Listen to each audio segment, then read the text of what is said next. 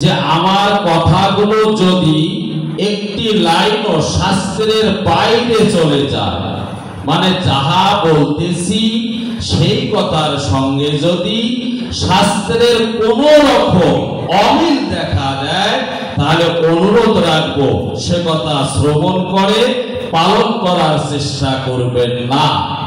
আর আমার কথাগুলো যদি শাস্ত্রের মধ্য থেকে হয়, যতটুকু পারা যায় আস্তে আস্তে পালন করার চেষ্টা করবেন। কেননা আচারও পরম ধর্ম, এই আচরণ করা হচ্ছে পরম ধর্ম। আর শ্রবণ মঙ্গলম।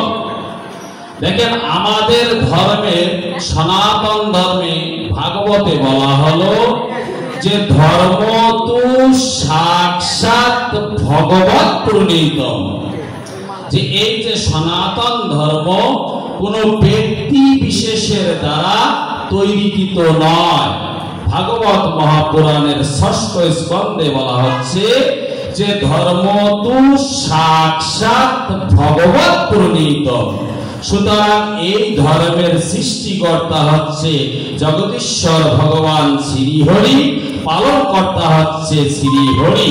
সুতরাং এই ধর্মের যে বিধি বিধান নিষেধ বলা হয়েছে তা ভগবানের দেওয়া নিয়ম কানুন বিধি বিধান পালন করার নাম হচ্ছে ধর্ম। আমরা যে যতটুকু পালন করতে পারবো তার ততটুকুই ধর্ম হবে। আমাদের মাঝে আমি যে আচরণ করতেছি, যেহেতু আমার এই জীবন এই দুর্লভ মানব জন্মে এসে আমি যাহা যাহা আচরণ করতেছি তাহা তাহা আমার কি দলিলে আছে কিনা, এটি জানার জন্য সাধুসঙ্গ, এটি জানার জন্য ভাগবত কথা, ভগবানের কথা প্রসঙ্গ বসতে হয়। আর সেটাকেই বলা হচ্ছে ধর্মসভা, যেখানে পারফেক্ট শ্রোতা এবং বক্তার মধ্যে ভগবানের পারফেক্ট ক্লাস বলা চলে। তো সুতরাং আমি অনুরোধ রাখবো যে যার কথাই হোক না কেন, যদি তিনি শাস্ত্রের বাইরে থেকে বলে তার কথা গ্রহণ করার কোনো প্রয়োজনীয়তা নেই। আর শাস্ত্রের মধ্য থেকে যদি একটি পাঠীয় কথা বলে সেটিও গ্রহণীয়, এতেও কোনো সন্দেহের কারণ নেই। জয় জয় নিতাই গৌর সীতানাথ প্রীতি আনন্দে হরি হরি বল।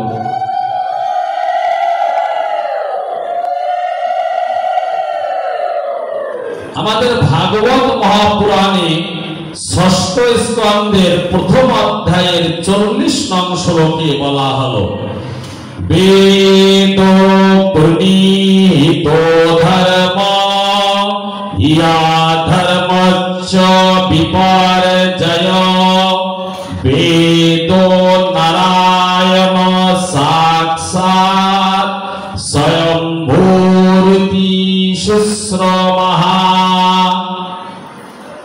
বেদে যাহা বলা রয়েছে তাহাই ধর্ম, আর বেদে যাহা নিষেধ করা রয়েছে তা হচ্ছে অধর্ম। কোথায় বলা হচ্ছে? শ্রীমদ্ ভাগবত মহাপুরাণের ৬ষ্ঠ স্কন্ধে প্রথম অধ্যায়ে শ্লোক সংখ্যা ৪০।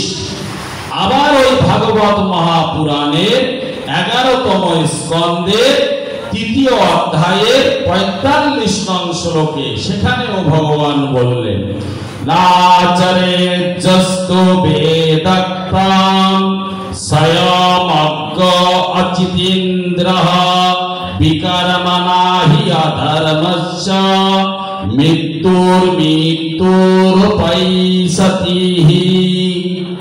যে ব্যক্তি তার চলার পথে, জীবন ধারণ করার পথে বেদমার্গকে অনুসরণ না করিয়া মৃত্যু লোকে চলে যায়, তার নরক গতি প্রাপ্ত হয়।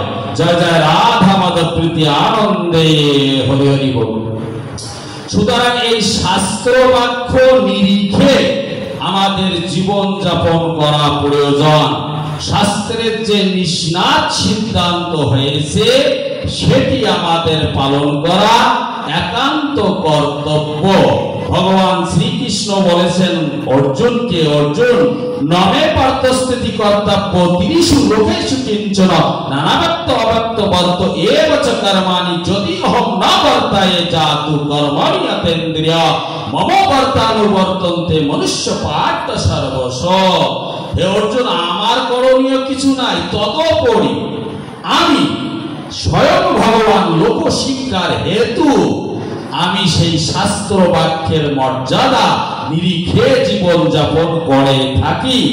সুতরাং আমাদের কথা